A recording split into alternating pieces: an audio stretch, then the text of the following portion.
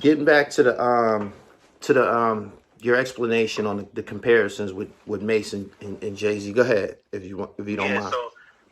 So like I was saying, so it's it's parts of both artists that I wanted to that I was inspired and I wanted to be like, I'm using, you know what I'm saying? I want to be able to talk to the girls and just get into that female crowd and still have that wavy bounce that a Mace had, you know what I'm saying?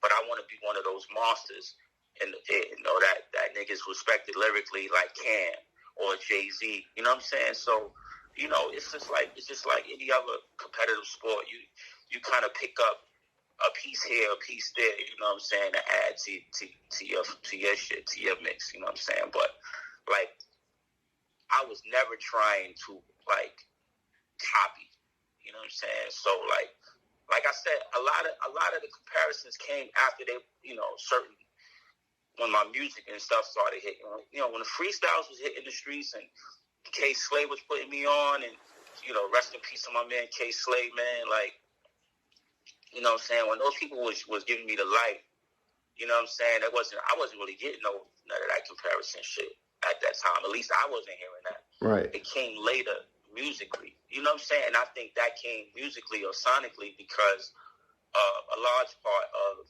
me working with Just Blaze and the world hearing Just Blaze first with Jay-Z. But, I was working with him, you know what I'm saying, prior to him even meeting Jay, you know what I'm saying? Or, just that working with G and hip-hop and rocking with their producers.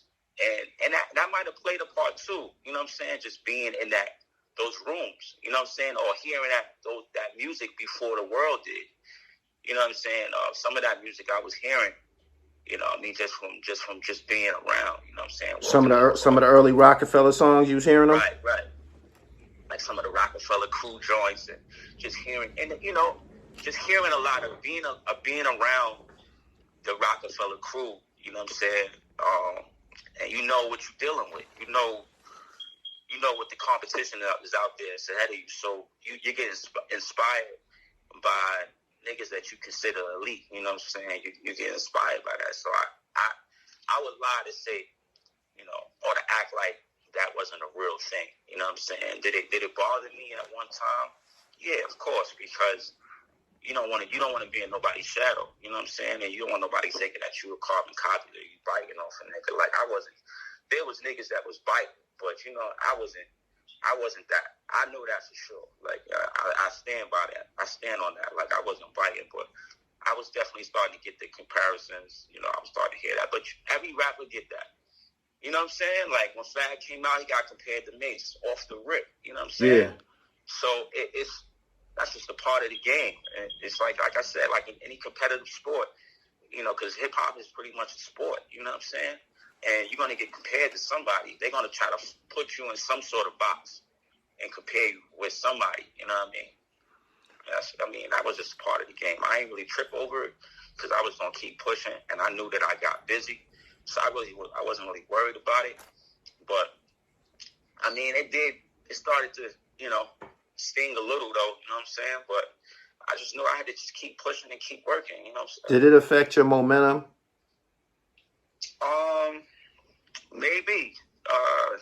Maybe affected my momentum a little bit.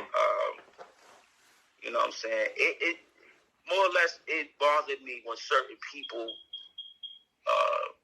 may have was probably on the fence or was fucking with me because of that comparison. You know what I'm saying? Like, people start acting funny.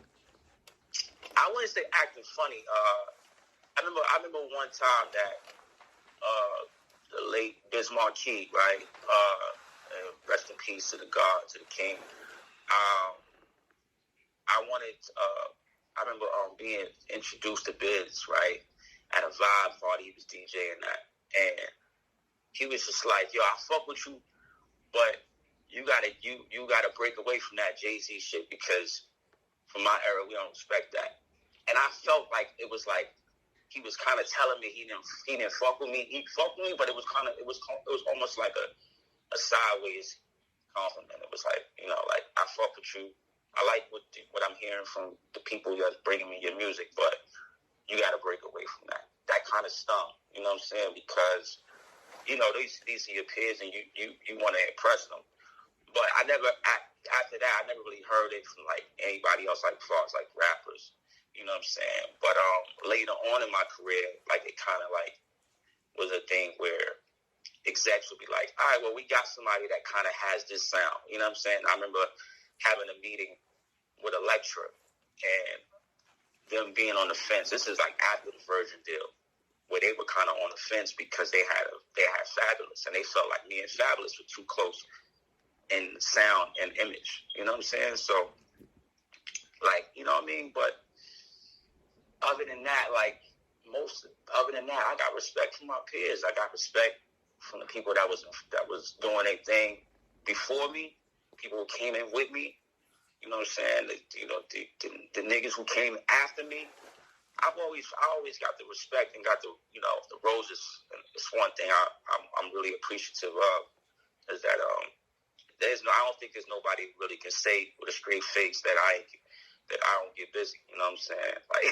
Like I not to sound cocky or arrogant, but I've never heard nobody really say that. You know what I'm saying? Like, right. But you know what I mean? When you're an artist, you just want to be loved, man. You just want the love. You just want the respect from your peers and from the people that's listening to your music. You just want them to rock with it. You know what I'm saying? Outside of the comparison. Speaking of your peers, during your during your run, why didn't you do any like high profile records with any of the other guys from Harlem at the time? You know, to be honest with you, I don't know. To be honest with you, it wasn't like I didn't want to. You know what I'm saying? I felt like, Mace had his all out there, and he kind of like handpicked who he had, like who he decided to fuck with. And it wasn't like a thing where I was mad at that. You know what I'm saying? Because I had a record deal anyway. You know what I'm saying? So I was already signed up. You know what I'm saying? But I felt like, it was, you also talking about a time where everybody was competing against each other. You know what I'm saying? Especially from the town, from Harlem. Everybody's kind of competing with each other, and niggas wasn't really rocking totally 100% with each other. Like, I felt that way. You know what I'm saying? Like, right. I felt like, you know what I'm saying, when I got put on and I needed a verse from Bleak gave me a verse. It wasn't like I had to go through these different channels. And I think, like, you know what I'm saying, at one time, like, it wasn't that same, come fuck with me, you know what I'm saying, with other Harlem MCs at that time. I just didn't think it was, I don't think it was on my part. I wanted to work with, Cams or Cardans and cats like that, but you know what I'm saying, it just didn't happen. You know what I'm saying? Stand spit, and at that given moment, everybody was just doing their own thing. It wasn't like that's crazy. Hearing you say, not to interrupt you, hearing you say this shit is crazy as fuck, man. Like all of them dudes that you just named. It's mind-boggling how y'all didn't. How y'all didn't get a chance to work together. It's crazy because me and Joel's worked together. Like me and him did songs together. Like in the beginning, like you know what I'm saying. And then later, I worked with Cardan. Like that's my man. You know what I'm saying. But in the beginning, it just didn't happen. We just even didn't link, or it was a situation where we were supposed to do a record together, but it just didn't, come together. You know what I'm saying? Like me and Loon, we're supposed to do a record together. We never got a chance to do. You know what I'm saying? I don't know. I can't really, like, it's weird, man. Like, it was a weird thing. At that time, did I feel a way?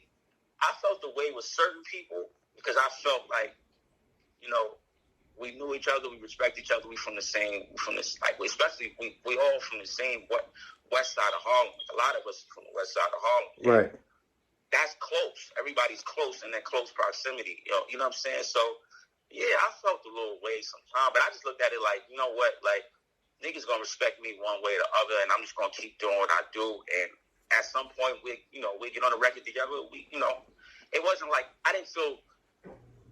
I wasn't happy about it, but I didn't feel totally, disrespected about it. It was like, all right, whatever. At some point we'll cross paths and we'll, collab on a record. You know what I'm saying? Like, where were you at during the DVD era? I used to be all through Harlem, and I ain't never bump into you. It's funny. It's funny you said that because I think I bumped into you before, though. Like, I actually felt like I ran into you before in Harlem during that DVD era. But I'm trying to think. I don't know if it was my man from Scheme that used to do the mixtapes and shit like that. My man Ali. I don't know. But when I was watching your interviews with other artists and your work, I was like, I know I met him before, like, you know what I'm saying? But I don't know, man. But I was outside, like, this, you know what I'm saying? During the DVD era, I also was going through my shit with Virgin Records, where everything was like, that DVD era, like 2001, 2002, 2003. I was going through legal issues, saying with my record company, you know what I mean? And going through that turmoil with, having to deal with, you know what I'm saying? Which led me to go back to my block and hustle, you know what I'm saying? So it was like, I was still local. I was back local. Sure, if you was chasing, nigga, say you was chasing. Like, you know what I'm saying? I had to get back to it, you know what I'm saying? So I was still in, going places and still, doing my music and still touching the street and et cetera. But at that moment, it was like, niggas was going out of town and, you know what I mean? Like, just, trying to figure out a way, you know what I'm saying, right, to get rich, you know what I'm saying? So, that's what it kind of led back to, you know what I'm saying? But, I don't know, man. It's crazy. It's crazy how this shit go. Like, I fucked with a lot of niggas from Harlem, like, you know what I'm saying? My man Uncasa, Shice Bub, like, I fucked with a lot of niggas in that early stages. Yeah. Niggas just didn't, the stars didn't align.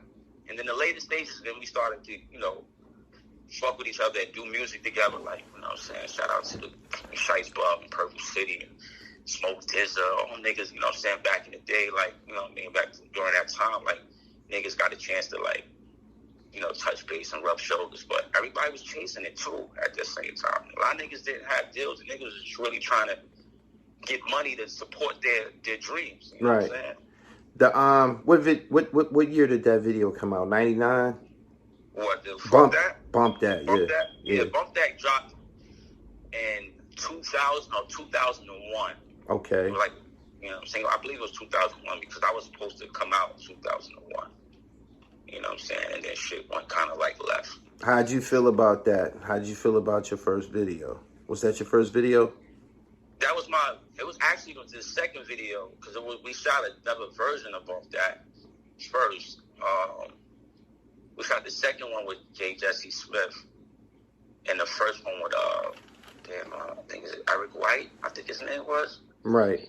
I hope I ain't messing that up, man. But, the first video didn't come out right, and I think, it was cool, but it was too much. I think the first video, the label were more in charge of what was trying to be created. And I think at that time, they was trying to get me to do, like, like the different color background screens. It was real Mace Harlem-like. Yeah. And that wasn't what we wanted to do. You know what I'm saying? We right. was just like, if I'm gonna do that, it won't work if I'm signed to Mace and we're coming off the same type of energy in videos. But if I'm doing my own thing on this side, I can't do what he's doing with his crew because it's gonna look like I'm copying, I'm biting. So that didn't work. And no disrespect to the director, I think that was more driven by the label at that time. So we ended up working with Jesse Smith, and that kind of like, that video and treatment was a lot better. Okay. In my opinion, you know what I'm saying? And then I felt like it came out dope.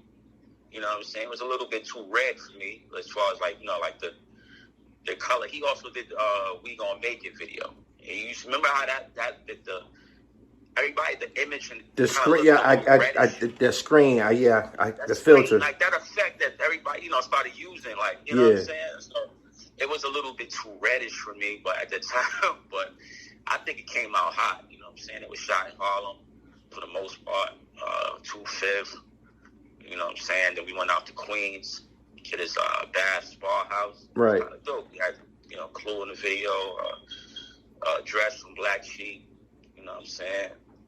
It was, my people were in the video, my brother Ron, everybody was there. Like, it was dope. Like, that second video was dope, but the first video, Joel was there. We was, you know what I'm saying? Like, it's just the first video just didn't meet the expectations that we were looking for. Where were you at? Where were you at when you seen the premiere when it came on Rap City?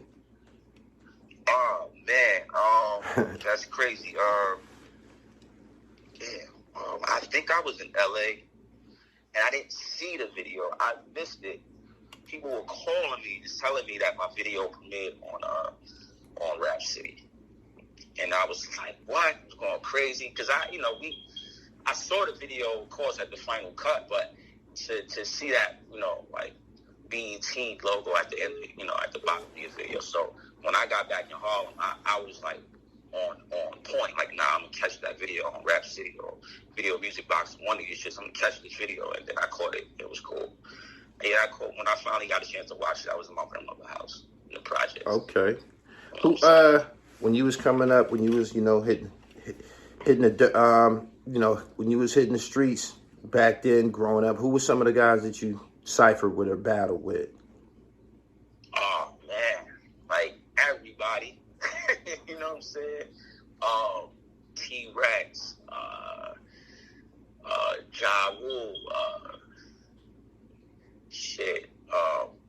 The Philly ciphers was crazy too. Going to Philly and rhyming with them niggas just was monsters too.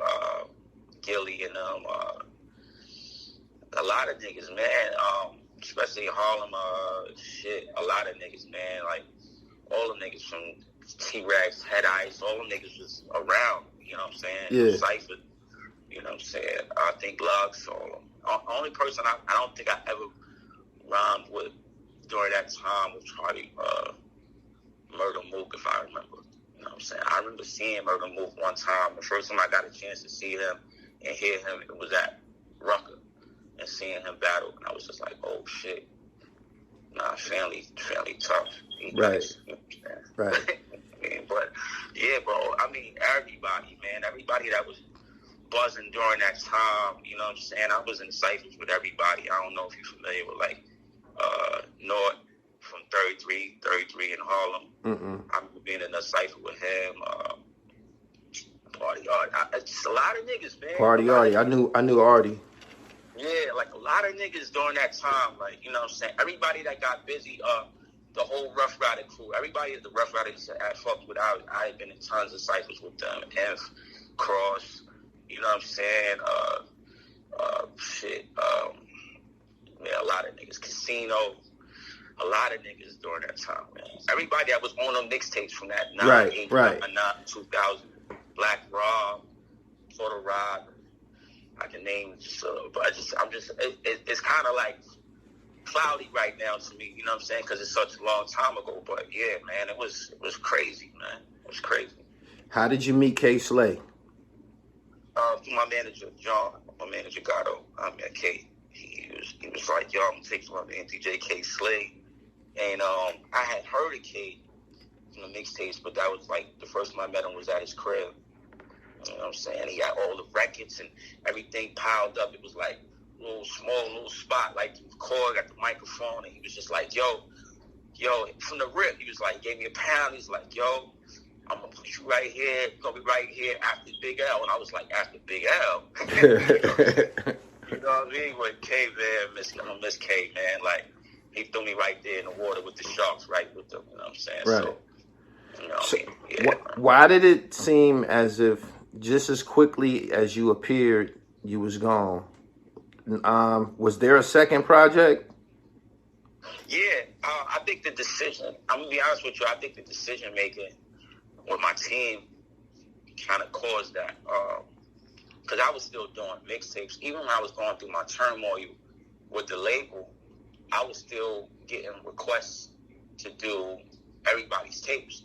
And at the time, my manager felt like I should fall back a little bit from doing all these freestyles and giving up all this music, because there was like a thing that they were using, like like just a saying. It was saying like for niggas don't not to be a mixtape rapper. You know what I'm saying? Right. Like I felt like there was a stigma back then.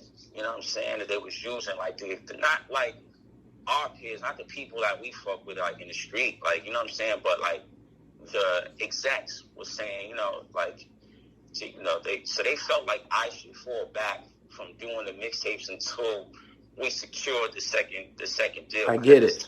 I get it. You know what I mean? Yeah. It was going through. They don't want me to be oversaturated and be called a mixtape rapper. You Right. know what I'm saying? So me being loyal by default, because that's just who I am as a person. And because I'm following what y'all say, because y'all came and got me. You know what I'm saying? They gave me an opportunity to follow my dreams. So you know what I'm saying? Like, where I come from is loyalty is big. So I was loyal to them. You know what I'm saying? So when they was like, yeah, let's fall back. I think you should fall back. I was like, all right, cool. I'll fall back, like, and just work on my craft and create music. So it kind of seemed like my momentum kind of slowed up during that time, because it was like a break of me not getting on the mixtapes. You know what I'm saying? I kind of like fell back and was just recording and just working and just trying to secure a new deal, because I was in the transition of leaving Virgin and shopping a new deal. Right. Shopping for a deal. Did you make money from music? Did you make money from Bump That? Yeah, I made money from Bump That. It's funny you asked that. I made money from Bump That, but not during that time. I made money from Bump That once I got off the label, and I was able to secure an entertainment lawyer.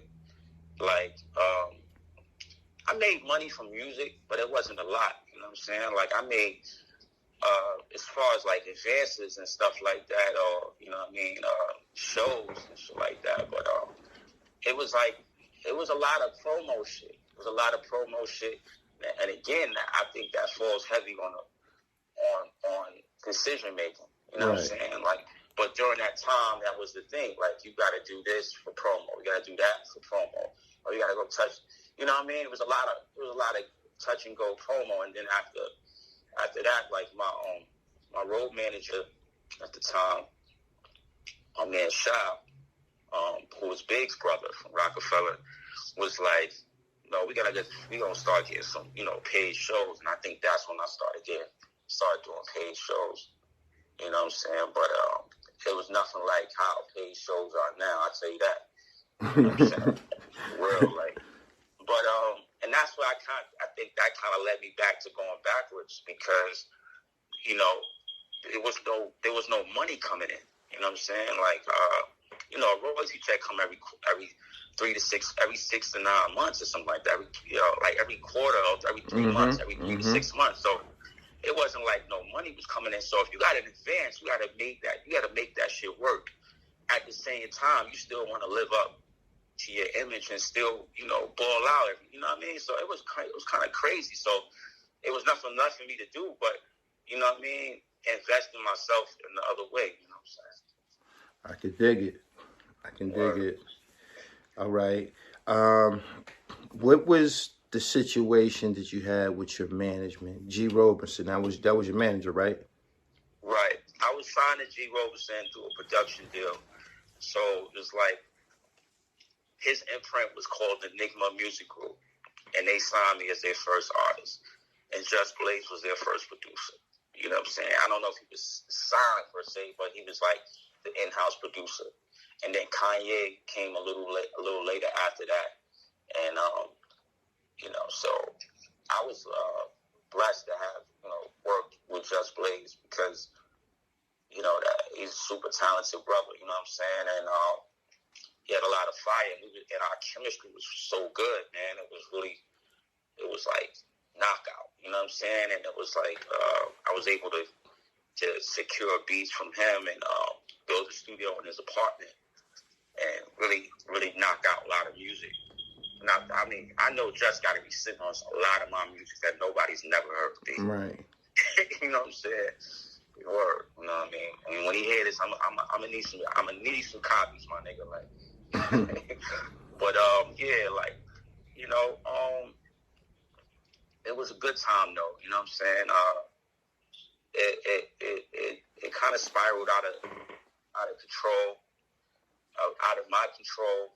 You know what I'm saying? Based on the things that just happen. You know, life. You know what I'm saying? Like, people like when I did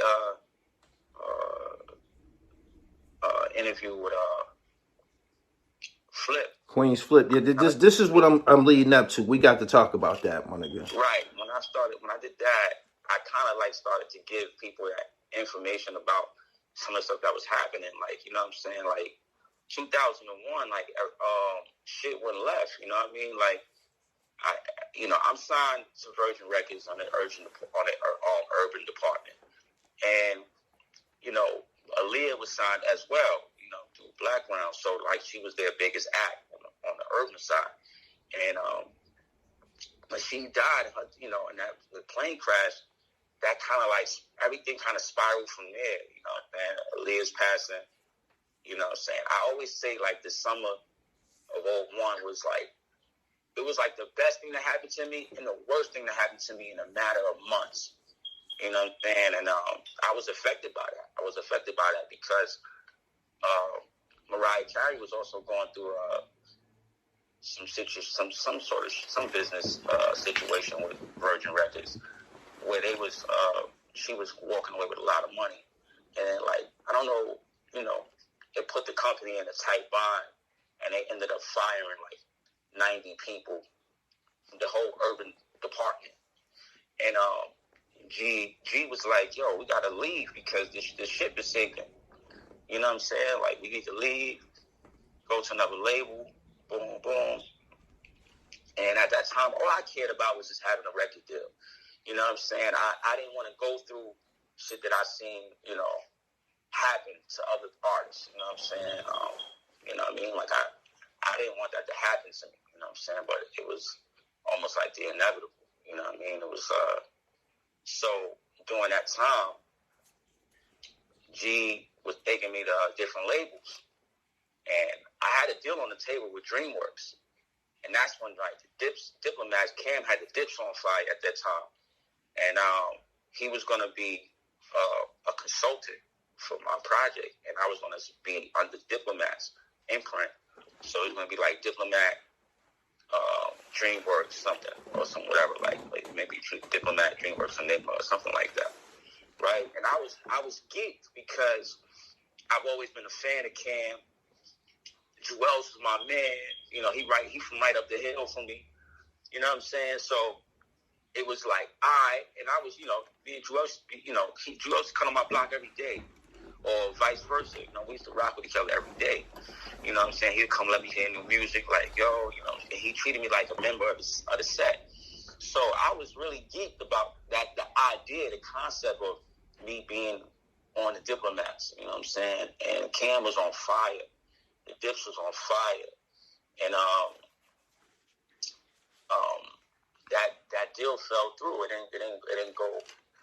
didn't happen. You know what I'm saying? And the reason why it didn't happen is because G was telling us, you know, when they made the first offer, they offered me $110,000 for my pocket and a $375,000 publishing deal for 49% of my publishing. So immediately I'm like, oh shit, it's a $500,000 right here. I'm about to be up. You know what I'm saying? Right. Especially during this time, you know. So I'm like geeked. Like, come on, let's get it done. And G was like, told my manager, he was like, yo, we can't do that deal because Bath owes a Virgin $100,000 or some crazy shit like that. This is what I was being told, right? So I'm like, $100,000? What I owe Virgin $100,000 for? He was like, yo, because we broke the contract, boom, boom, you know. And I'm believing what niggas are saying to me because, you know, but at the same time, I'm overzealous. I'm hyped. I'm ready to get this deal done. And I don't want to miss this opportunity or, you know, this wave. I don't want to miss this chance. So I'm like, fuck it. I'll forfeit my advance. They can take the advance. You know what I'm saying? Because I'm going to be left with that 10 and I'm going to still get $375K from the publishing deal, you know, once we turn the album in. So they was going to give me half in front and the other half when the album's turned in. We was already done with the album, so we was making some tweaks, like some last-minute tweaks, adding like some last-minute songs on the end of it. So I was like, all right, we got 3 songs to add. I'm about to do this remix with Flowetry. You know, they DreamWorks is making me, you know, like I'm a part of their staff, like I'm part of their roster. Right. And I jumped on the record with Flowetry. They sent me this joint.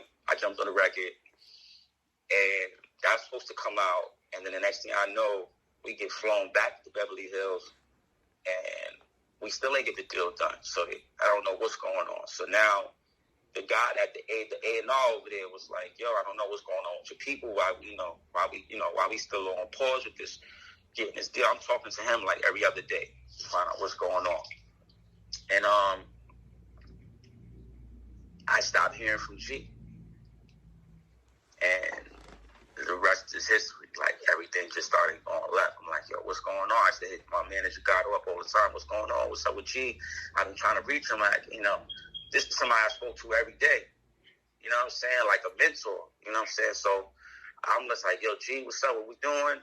What's the next move?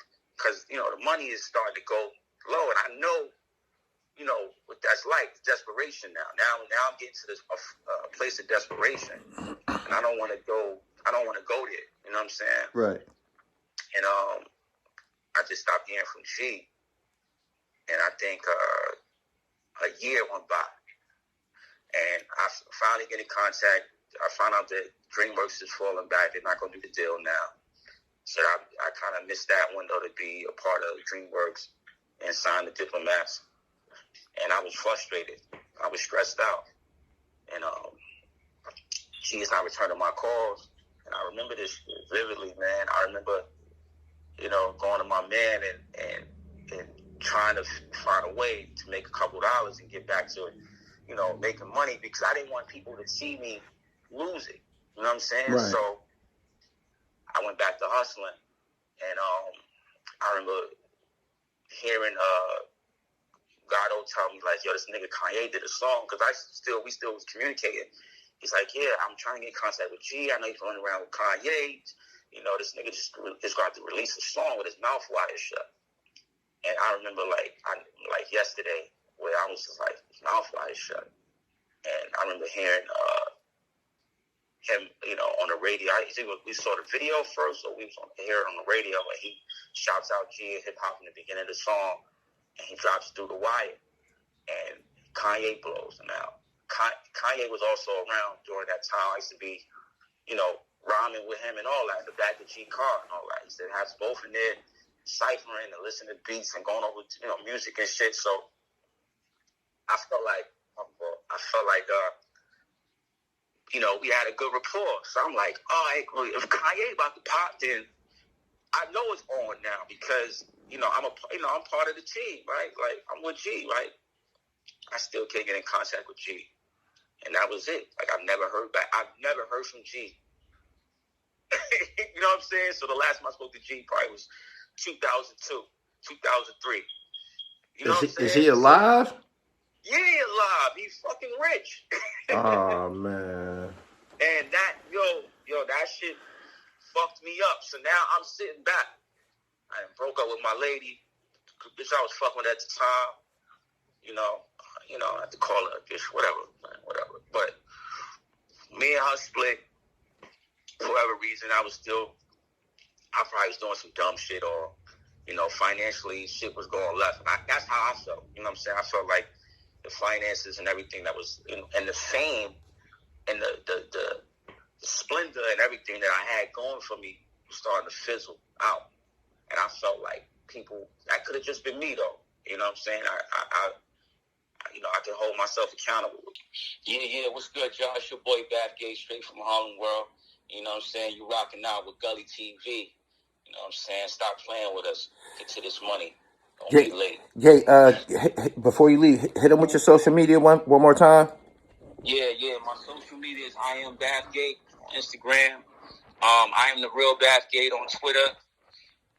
Bathgate on Facebook. You know what I'm saying? Look out for my check out my YouTube channel, Gatorman TV.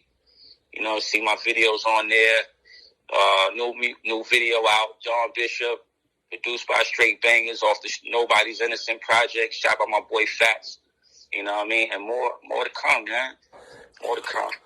I appreciate you, my nigga. I'll be in touch.